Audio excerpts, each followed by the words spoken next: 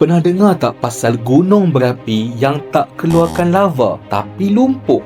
Hei, ini bukan mitos. Inilah dia, Mud Volcano di Labuan. Sini, geng Gio nak story. Ramai orang ingat semua gunung berapi mesti ada api dan lava panas je kan? Tapi Mud Volcano ni, dia lain sikit. Dari sudut geologi, Mud Volcano ni terbentuk bila tekanan gas bawah tanah, biasanya methane lah, menolak campuran lumpur, air dan sedimen naik ke permukaan. Bukan sebab magma, bukan sebab letusan api. Dekat kampung layang-layangan Labuan, fenomena ni berlaku secara semula jadi dan direkodkan oleh ahli geologi.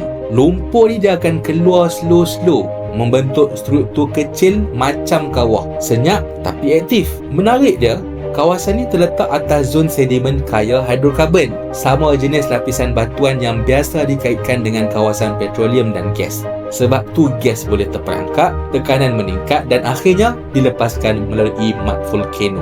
Dekat Labuan, ada mud volcano yang masih aktif dan ada yang hampir dorman, menjadikan tapak kajian penting untuk sains bumi dan geoheritage Malaysia.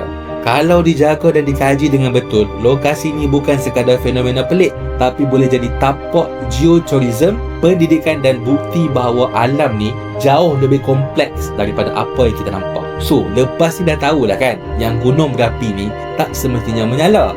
Ada yang bernafas pelan-pelan melalui lumpur. Dapat something?